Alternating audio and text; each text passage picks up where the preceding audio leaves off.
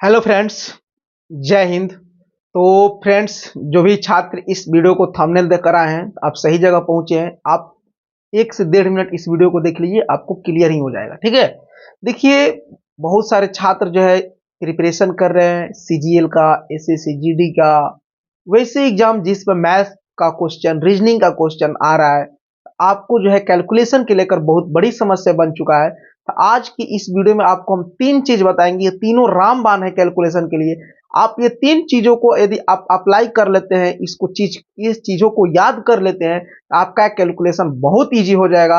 आपको जो है, जैसे कि मान लीजिए कि आपको कैलकुलेशन आसान करने के लिए 3 रामबाण क्या है। तो पहला रामबाण है 1 से लेकर 30 तक पहाड़ा।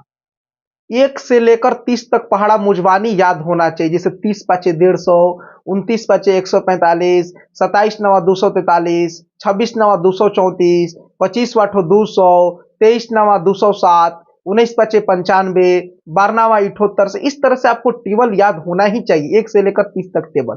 पहला रामबाण हो गया 1 से लेकर 30 तक टेबल पहाड़ा।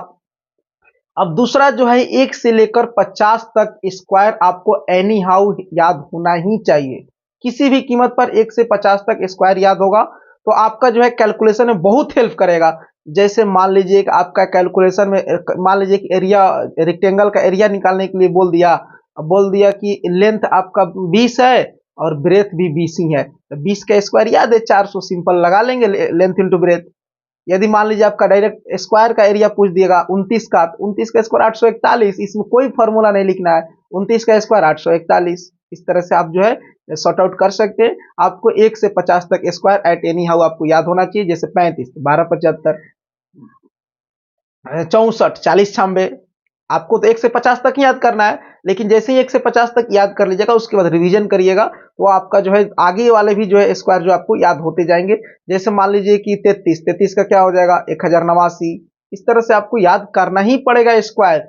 30 का क्या हो जाएगा 900, 31 का क्या हो जाएगा 961, 32 का 1024, 27 का 729, 23 का 529, 18 का 324। आपको इस तरह से स्क्वायर एट एनी हाउ किसी भी कीमत पर याद होना ही चाहिए। इस पहला टेबल याद हो गया 1 से 35 तक। दूसरा स्टेप आपका जो है स्क्वायर का 1 से 50 तक आपको स्क्वायर एट एनी हाउ किसी भी कीमत पर याद होना ही चाहिए। 49 का 2401, इस तरह से आपको स्क्वायर याद होना चाहिए। अब उसके बाद बात करेंगे क्यूब। क्यूब आपको 1 से लेकर 25 तक एट एनी हाउ किसी भी कीमत पर याद करना ही करना है। 1 से 25 तक, 1 से 30 तक भी याद कर लीजिएगा तो उसमें तो कोई दिक्कत वाली बात नहीं, और अच्छा ही हो जाएगा। जैसे 1 से 25 तक आपको क्यूब एट एनी हाउ याद करना है। 1 से 25 तक जैसे ही याद हो जाएगा, उसके बाद जो है +5 कर लीजिएगा, 130 तक कर लीजिएगा। जैसे 15 का क्यूब क्या होता है 33 75, 12 का क्यूब क्या होता है 17 28।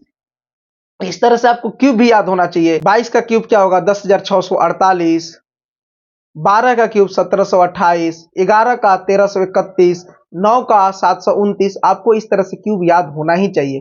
पहला स्टेप टेबल 1 से 30 तक, दूसरा स्क्वायर 1 से लेकर 50 तक, तीसरा क्यूब 1 से लेकर 25 तक। ये 3 चीज आपको जो है कंप्लीट रूप से, मौखिक रूप से याद हो जाएगा, तो आपको जो है कैलकुलेशन में जो है बहुत जो है आपको हेल्प ही मिलेगा। और आप जैसे जैसे क्वेश्चन करिएगा वो आपका स्पीड भी बढ़ेगा। आई होप आपको इस वीडियो के माध्यम से बहुत कुछ सीखने के लिए मिला होगा।